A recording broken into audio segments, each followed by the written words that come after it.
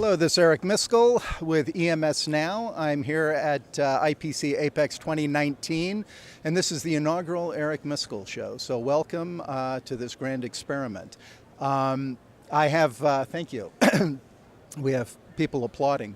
I've invited some colleagues who I've known and trust to kind of share in this experience.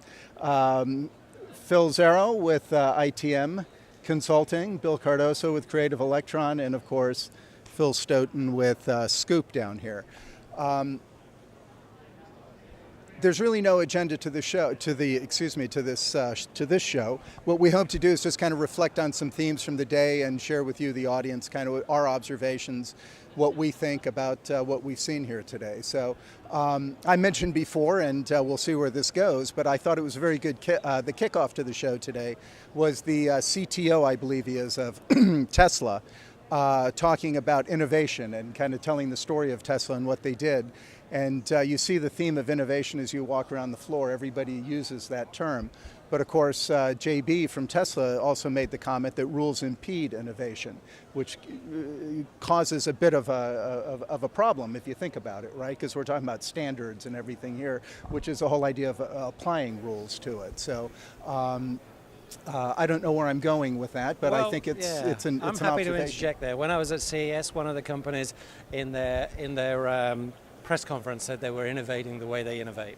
And one of the common themes that I've found when we see the press conferences of these big companies at these technology shows is they want to be startups. They want to be innovative. They want to have the kind of creativity that you see in a small company like Bill's business, where everybody's mucking in and coming up with ideas, and it feels a bit like a work share place and that kind of thing.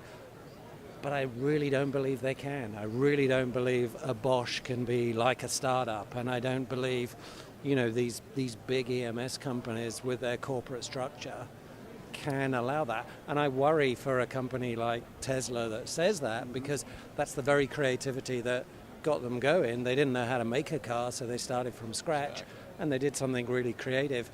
Can they do that now they've got a corporate machine, now they've got shareholders, now they've got quarterly results to worry about? That kind of changes everything, doesn't it?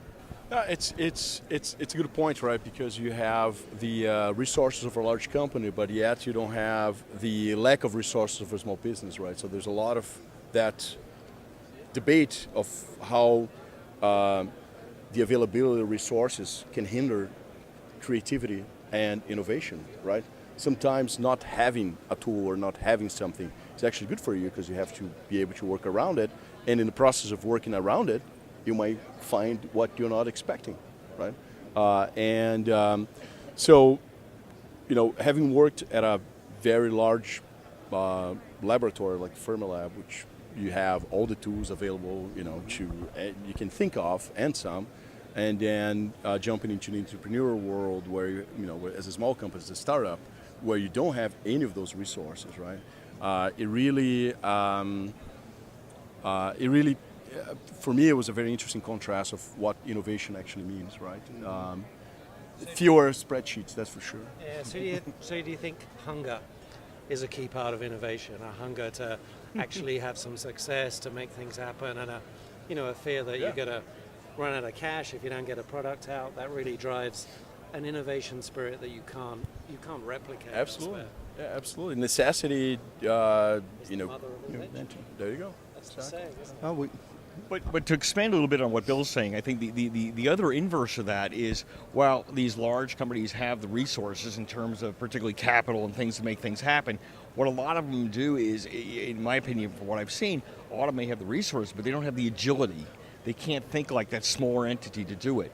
Your company's a great example of a company that does have the agility to move in directions and do what they need to do. But some of these companies are, probably like elephants, basic butt lungs. So they've got the resources, but to be able to apply them properly and have the agility to make a difference. So along those lines, I think that's a limiting factor. How about like those big companies, right, that acquire the smaller companies for the agility, for the ability to quickly turn and come up with new ideas? How, in your experience, how you've seen them productively and efficiently integrating that agility into a massive corporation? I guess, what immediately comes to mind is a lot of them were not very successful. I know. I'm thinking, yeah. And oddly, so what comes most to my mind is like some of the EMSs, particularly up in the Bay Area. And the fact that you started out with small, and you had the big ones, the big giants. You know, we knew where they were. Early 2000s, I guess, Electron and Flextronics and the usual suspects. And then what happened was they left a void as far as the smaller, tier 4, tier 3. And then ultimately those companies started coming up, and sure enough, they got gobbled up by the big companies because we want to be in that market, and they totally. I can't say screw. But that's also a mindset, right? Yeah. Because I think It the is. mindset of somebody in a smaller company is one of the entrepreneur and the builder, right? Where you don't have that corporate structure. To the point, most companies after acquisition, what is it? I think you lose 40-50% within the first year of the employees of the acquired company, right? So I mean, you have that brain drain because people say, yeah, this isn't what I signed. I don't want to work in this kind of an environment. I wanted that.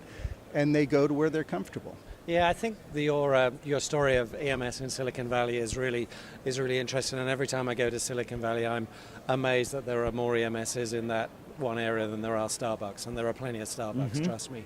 And I always think if I was going to market in that area, that's where I'd do it. I'd just go to Starbucks, I'd set up a little booth, and that's where I'd be. But the successful EMS companies there seem to have a sweet spot of around about $20 to $50 million. They're super agile. And when a startup comes to them that needs to get the stuff through, if they go to a big EMS and they're given a load of rules and a load of processes, they just fall apart because the startup generally doesn't have the industrialization skills. So they just need someone that's going to bootstrap the thing through, pull it through the factory, break a few rules, and get a prototype to the investor or whoever.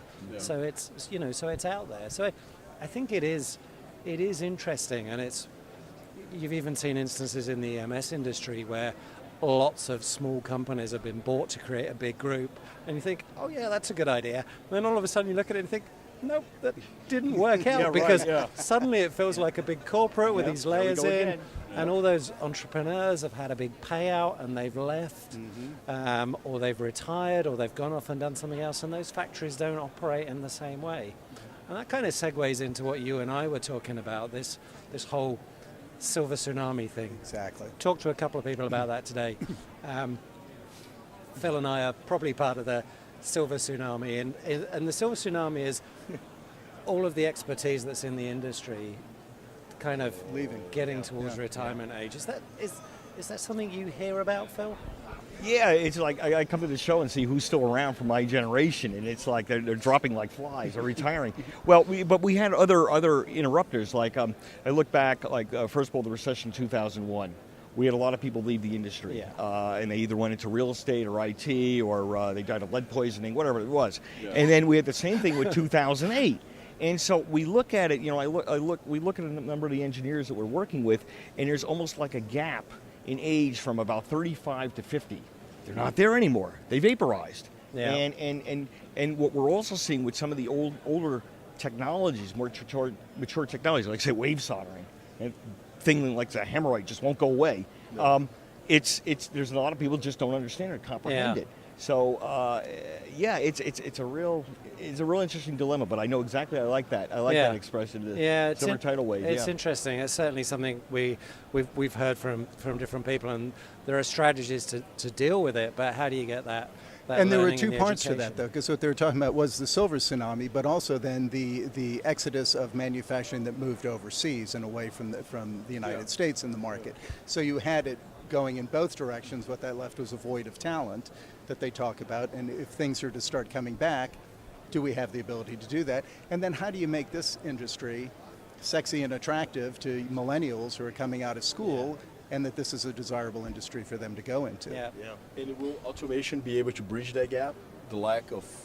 I don't think AI, for example, can replace all that experience yet. AI has got a very narrow capability. It's great at learning one thing, and it's great at learning one thing when you give it all that information. And then, we're seeing broader AI where you can add multiple skills and you can do that. But it's, we're chasing something that has nowhere near the cognitive ability that we have. But I would ask you, Bill, as the youngest person on the panel and someone who has a very young workforce, how do you kind of get that connects between the talent and experience that there is in the industry and all the kind of young people you're recruiting, and even the young people that you're seeing at the college that you're supporting here in California. Yeah, to be Miracusa College, let's do a plug for them.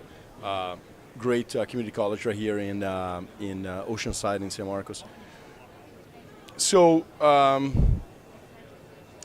it's a different workforce, right? It's a workforce that needs to be engaged at a different level. And again, in my previous experience, I was managing teams where the average age was, I think, 52 or 53. So it's a very different type of engagement, and the way I see it is just open the boundaries. It's actually I think a very easy generation to work with.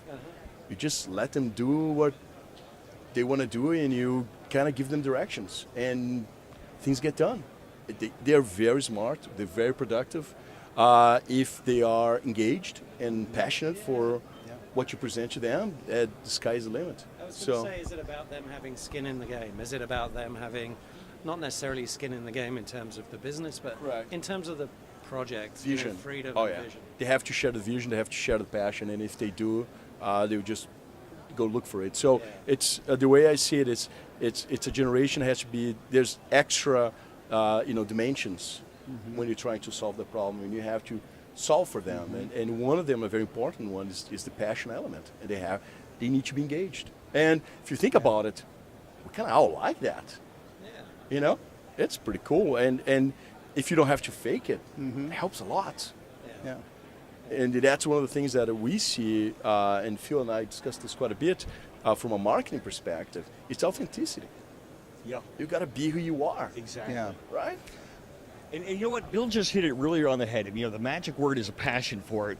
Apparently, I guess a lot of people, I guess there's not a lot of glamour becoming an engineer anymore. I don't know. But the other interesting thing is that if you're in it for the money, rather than a passion, you're not going to go. For example, financial institutions like Goldman Sachs and other members of the evil empire are actively recruiting on college campuses. MIT, Duke. Taking away our engineers because they understand. They understand math. They understand logic. And man, you can make a lot more as a financial analyst than as an engineer.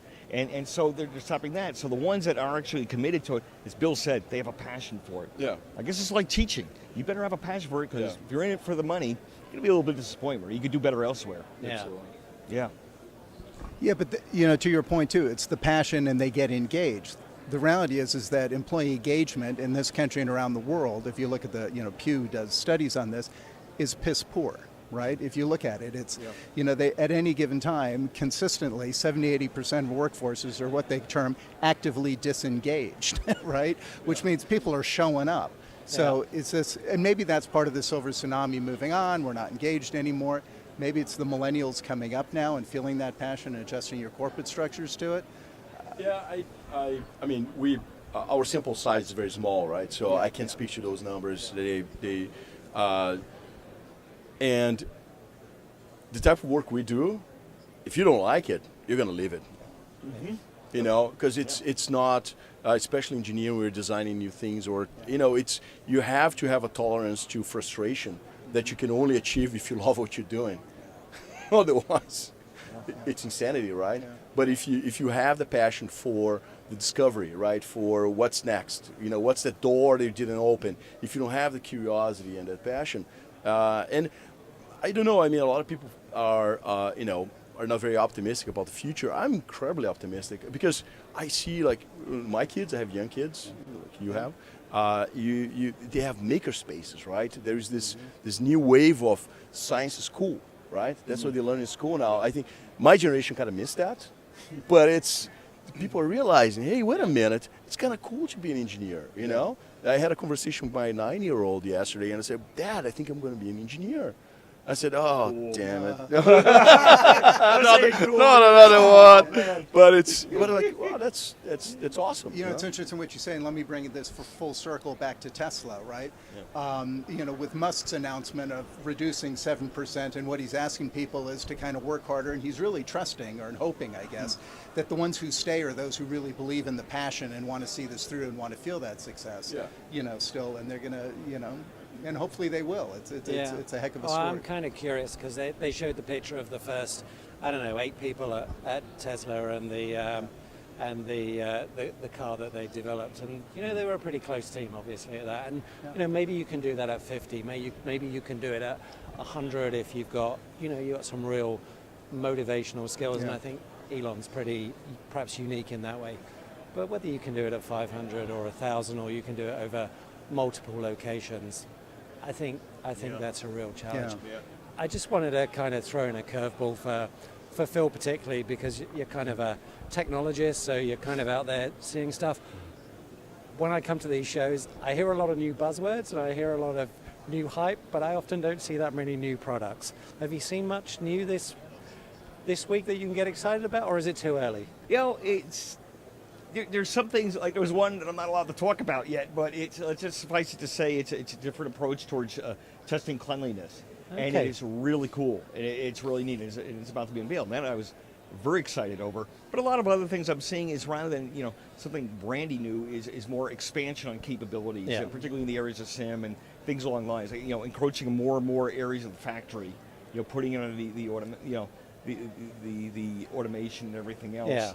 And but by the same token, it also begs the question: okay, what level of customer is going to be doing this? How much are they going to utilize? Is everybody buying these giant full packages like the CIM stuff, or you know? And that, what does that do for, you know, our tier 3, tier 4 people? Like, well, that's cool, but you know, so so there's a lot of that. Who's really speaking the middle market? So it's kind of interesting. You know, I find that really interesting, because what I've also found is when I talk to all the vendors here, they're excited about Industry 4.0, smart factory, connectivity, AI, all those things, and they're great and they're going to add value. And when I talk to the EMS guys, he's talking about a specific problem he's got with a void, or a specific problem he's got with first pass yield, and you know, I kind of refer to them as Industry 3.0 problems, and we need to solve them before, or at least help them solve those before they get to the next stage. Listen, I think that we have to wrap this up, but I think it makes the point when you invite some interesting people together and just kind of kick it around, interesting conversation ensues. And so thank you all for sharing, and hopefully we can have you back sometime, do this again. Thanks, Thank Eric. you all. It's been fun.